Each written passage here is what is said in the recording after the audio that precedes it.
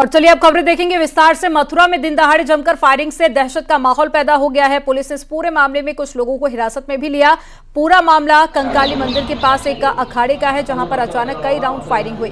Firing का एक video भी सामने आया और पुलिस पूरे मामले को लेकर सख्त कार्रवाई की बात कह रही है। हालांकि अभी किसने और क्यों ये फायरिंग की है, इसका खुलासा नहीं हो सका है।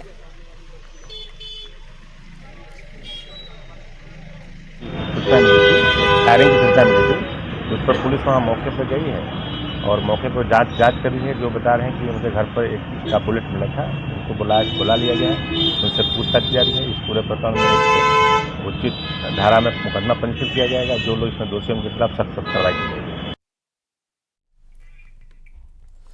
तो मामला पूरा मथुरा का, और ये तस्वीरें भी हम आपको दिखा रहे हैं। हालांकि पुलिस ने कुछ लोगों को हिरासत में भी लिया है। फायरिंग से जुड़ा हुआ ये मामला, जिसके बाद में पुलिस मौके पर पहुंची और कुछ लोगों के खिलाफ मामला दर्ज करते हुए हिरासत में लिया गया है। पूछताछ की जा रही है, लेकिन उसके बावजूद भी लोगों में दहशत देखी जा रही है और किसी के जख्मी होने की भी अभी तक कोई खबर नहीं है। गनीमत रही कि किसी को गोली नहीं लगी। और ये फायरिंग के दौरान की तस्वीरें हम आपको दिखा रहे हैं। हालांकि क्यों फायरिंग की गई, किसने फायरिंग की है, इन तमाम पहलुओं पर पुलिस जांच कर रही है। ज्यादा जानकारी के साथ में नितिन गौतम जुड़ गए हैं मथुरा से संवाददाता। नितिन, पुलिस पूरे मामले को लेकर जांच पड़ताल कर रही थी, अभी भी कई तरह के सवाल है। क्या अब ये जानकारी मिल पाई है कि कौन था जिसने फायरिंग की थी और क्या कारण रहा इसके पीछे? जैसा कि पुलिस के अधिकारियों से हमारी बात हुई, उन्होंने बताया था कि एक भूतेश्वर अखाड़ा है, वहां पर कुछ पहलवान थे। वो बताया जा रहा है कि उस पहलवान के परिवार में एक किसी बच्चे का जन्म हुआ था, जिसको लेकर वहां पर पटाखे चलाए जा रहे थे।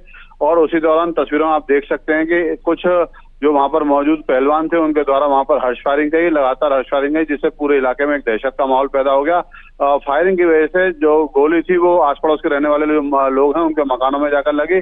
एक दहशत का माहौल हुआ, जिसमें पुलिस के अधिकारी पहुंचे थे। पुलिस के अधिकारियों ने कुछ लोगों को मौके से हिरासत लिया है और तहरीर के आधार पर अब कुछ लोगों के खिलाफ कार्रवाई करने की बात पुलिस के अधिकारियों के द्वारा कही जा रही है। तो कहा जा सकता है कि पुलिस की तमाम शक्ति के बावजूद भी हर्ष फायरिंग की घटनाएं रोकने का नाम नहीं ले रही है। सुप्रीम कोर्ट की भी रूलिंग है कि हर्ष फायरिंग सुप्रीम कोर्ट की तरफ से भी हर्ष फायरिंग प्रतिबंधित है, लेकिन आमतौर पर देखा जाता है कि खुशी के मौके पर लोग हर्ष फायरिंग करते हैं और ऐसे दहशत को बनाने का काम करते हैं। जी, लेकिन नितिन, आसपास भी कई लोग मौजूद थे, पुलिस मौके पर भी पहुंची। क्या पूछताछ में किस तरह की कोई जानकारी मिल पाई है? क्या किसी को कोई शक कि आखिर क्यों फायरिंग की गई थी? क्या इससे पहले भी कोई विवाद हुआ? जी देखिए, जैसा कि पुलिस के अधिकारियों से और जो आस पड़ोस के लोग हैं उन्होंने बताया कि विवाद कोई नहीं है, लेकिन पहलवानों का अखाड़ा है। पहलवान अखाड़े पर आमतौर पर आए दिन इस तरीके की फायरिंग करते हैं, लेकिन आज जो फायरिंग की बात थी वो लगातार कई राउंड फायरिंग उनके द्वारा की गई थी। पुलिस जांच में निकल के आया है कि एक पहलवान था जिसके के परिवार में एक बच्चे का जन्म हुआ था, उसको लेकर पहलवान खुशी मना रहे थे। लेकिन उसी पटाखे के दौरान कुछ वहां पर जो मौके पर मौजूद लोग थे उनके द्वारा असलाओं से अपना खुशियां मना रहे थे और उसी दौरान देखिए ये फायरिंग बहुत ज्यादा हो गई और ये तस्वीरें भी हम आपको दिखा रहे हैं। जानकारी साझा करने के लिए बहुत शुक्रिया नितिन आपका। मथुरा में एसओजी और सुरीर पुलिस के बदमाशों के साथ मुठभेड़ हो गई है। मुठभेड़ में शातिर बदमाश अजीत और राजकुमार गोली लगने से घायल हो गए हैं। वहीं पर अलीगढ़ का निवासी बदमाश कुलदीप ने सरेंडर किया। पकड़ा गया बदमाश अजीत दिल्ली से 21 लाख रुपए की लूट में फरार चल रहा था।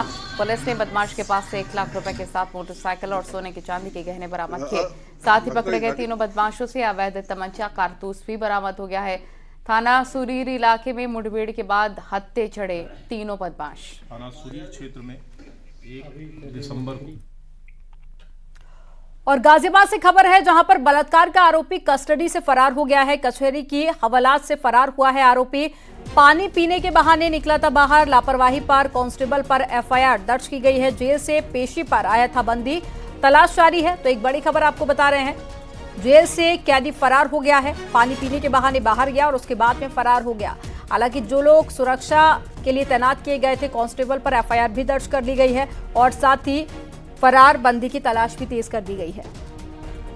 दिनांक 14 दिसंबर को थाना क्षेत्र कविनगर स्थित न्यायालय परिसर में एक बंदी ऋतिक पुत्र विजय, जो कि थाना नंदग्राम से जेल गया था, पेशी पर आया हुआ था। पेशी के उपरांत इसके भागने का प्रकरण प्रकाश में आया, जिसमें तत्काल ही सुसंगत धाराओं में अभियोग पंजीकृत किया गया है। इसको पकड़ने के हेतु टीमों का गठन किया गया है।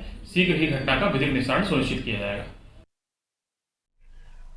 तो बलात्कार का आरोपी जो कस्टडी से फरार हो गया है। हालांकि पुलिस प्रशासन पर भी अब सवाल खड़े हो रहे हैं।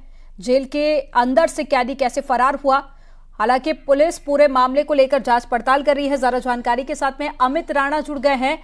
अमित, पुलिस प्रशासन पर भी अब सवाल उठ रहे हैं, क्या कुछ कार्रवाई अभी तक की गई है? इसके अलावा यह भी बताइए कि फरार आरोपी की तलाश में क्या कुछ कदम उठाए गए हैं? देखिए, बेहद ही संगीन आरोपी लगा है। जब गाजियाबाद शहरी परिषद में हवालात में आया था एक रेप का आरोपी, जो कि यहाँ पर पेशी के लिए आया था, ऋतिक उसका नाम बताया जा रहा है, और पानी पीने के बाहर वो वहां से बाहर निकला और पिछले गेट से भाग निकला, जिसके बाद से ड्यूटी में लापरवाही बरतने के आरोप में कांस्टेबल पर कविनगर थाने में FIR दर्ज की गई है और जेल से पेशी में आया जो बंदी था उसकी तलाश भी लगातार जारी की जा रही है।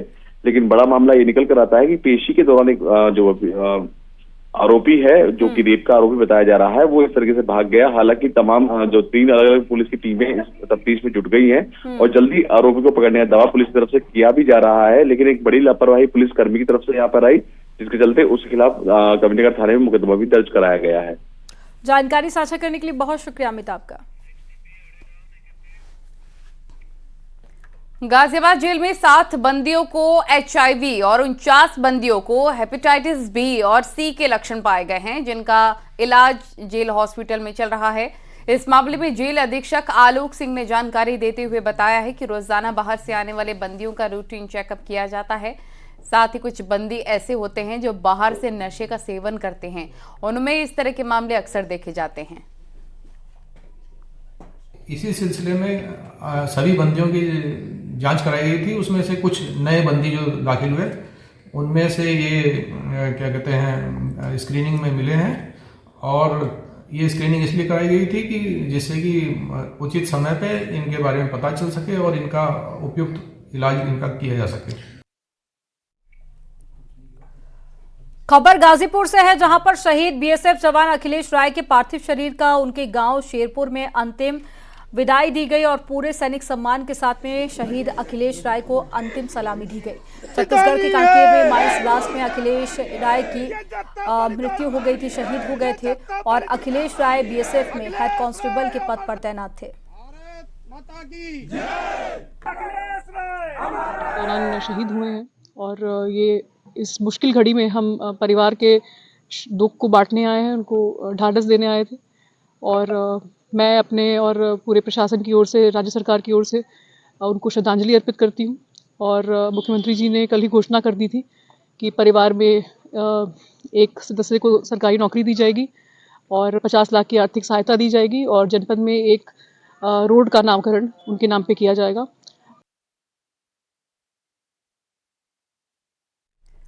चंदौली पुलिस ने एक बकरी चोर गिरोह का पर्दाफाश कर दिया है। इन लोगों के पास से पुलिस ने 36 बकरियां बरामद की हैं। इस गिरोह के 6 शातिरों को भी पुलिस ने गिरफ्तार कर लिया है। इन लोगों के पास से एक SUV और एक ऑटो के साथ बाइक भी बरामद हुई है। ये लोग अलग अलग जगहों से बकरियों की चोरी किया करते थे।